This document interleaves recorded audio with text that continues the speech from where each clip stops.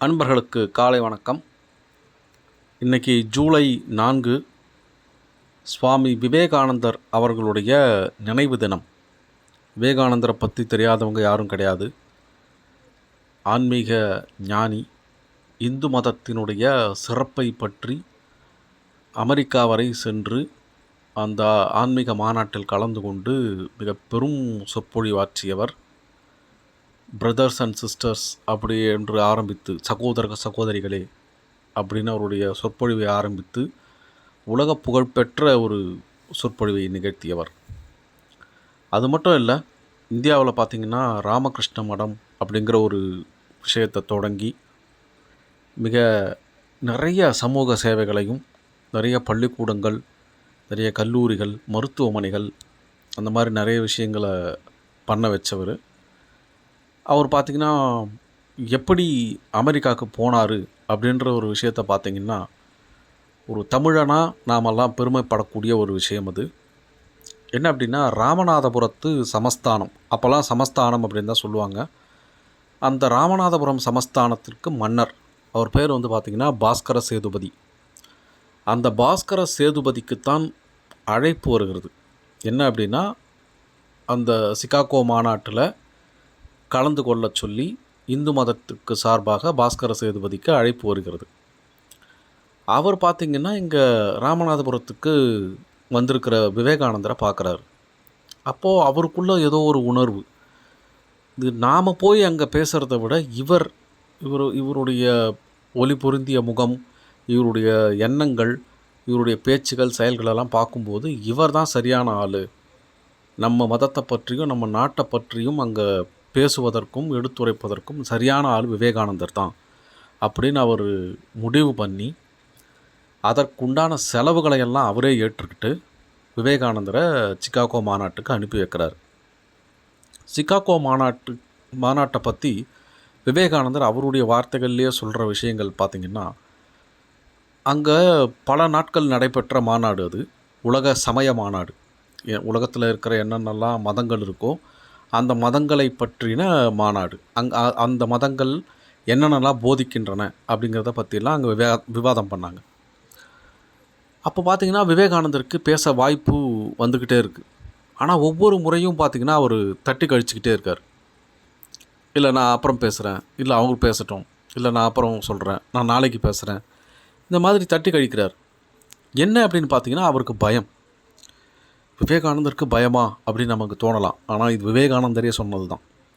அவ்வளோ பெரிய அவையில் அவர் கற்ற விஷயங்களையும் அவருக்கு தெரிந்த விஷயங்களையும் பேசுவதற்கு பயம். அது தப்பாக பேசிடுவோமோ அப்படிங்கிற ஒரு பயம் அவர் ஆட்கொண்டிருக்கு. ஒரு வேறு வழி இல்லாமல் நீங்கள் பேசி தான் ஆகணும் அப்படின்ற ஒரு கடைசி கட்டத்துக்கு வந்த பிறகு அவர் பயந்து தான் அந்த மேடையில் போய் நிற்கிறாரு, பேச ஆரம்பிக்கிறார். ஆனால் அதுக்கப்புறம் அவர் பேச ஆரம்பித்த பிறகு அவருக்குள் ஏதோ புகுந்த மாதிரி அவருக்கு ஒரு உணர்வு. அதுக்கப்புறம் அந்த சொற்பொழிவு நிற்கவே இல்லை. மிக அற்புதமாக அந்த விஷயத்தை முடிச்சிட்டார். இது பார்த்திங்கன்னா, இதிலேருந்து நான் எடுத்துக்கிற விஷயம் என்ன அப்படின்னா, விவேகானந்தருங்கிற ஒரு மிகப்பெரிய பலசாலி, மிக தைரியசாலி ஆன்மீகவாதி. அவருக்கே பார்த்திங்கன்னா அவர் கற்ற விஷயங்களை எடுத்துரைப்பதற்கு தயக்கமும் பயமும் இருந்திருக்கிறது. அது இருக்கக்கூடாது. அது நமக்கு இருக்கவே கூடாது. நாம் கற்ற விஷயங்கள் மற்றவங்களுக்கு சொல்லும்போது நிச்சயமாக தயக்கமோ பயமோ நம்மக்கிட்ட இருந்ததுன்னா நம்ம வாழ்க்கையில் முன்னேறது ரொம்ப கஷ்டம். அதை மற்றவங்களுக்கு புரிகிற மாதிரி சொல்கிறது தான் நம்மளுடைய வெற்றியே அடங்கி இருக்குது. அதை பார்த்திங்கன்னா விவேகானந்தர் அந்த பயத்தை மீறி அவர் பேசுனதுனால தான் அவர் இந்த அளவுக்கு ஒரு உலக புகழ் பெற்றாருங்கிறது எல்லாருக்கும் சந்தேகமே இல்லை. திருக்குறளில் பார்த்திங்கன்னா அவை அஞ்சாமை, அவையில் பயப்படாமல் பேசுறது அப்படிங்கிறத பற்றின ஒரு 10 குறள் சொல்லியிருக்காரு. அதில் ஒரு குறளில் சொல்கிறாரு, பகையகத்து பேடிக்கை ஒள்வாள் அவையகத்து அஞ்சுமவன் கற்ற நூல். பகையகத்து, இது ஒரு உவமை மூலமாக சொல்கிறாரு. பகையகத்து பேடி, பகையகம்னா போர் முனை. போர் முனையில் ஒரு கோழை, அவனுக்கு சண்டை போட தெரியாது, அவன் மிகப்பெரிய பயந்தாங்கொல்லி. ஆனால் அவன் கையில் மிக கூர்மையான வாள், ஒள் வாள் அப்படின்னா கூர்மையான வாள், அந்த கூர்மையான வாளை கையில் கொடுத்து நீ சண்டை போடு அப்படின்னு போர் முனையில் வச்சா அந்த வாளினுடைய பயன் இருக்கவே இருக்காதாங்க. வாள் என்னமோ கூராக தான் இருக்குது, வீசினா 4 பேரை சாய்ச்சிடலாம். ஆனால் அது இருக்கும் கை பார்த்திங்கன்னா ஒரு கோழை, ஒரு பயந்தாங்கொல்லிக்கிட்ட இருக்குது. அந்த வாளுக்கு உபயோகமே இல்லை. அதுபோலத்தான் அவை அகத்து அஞ்சும் அவன் கற்ற நூல்.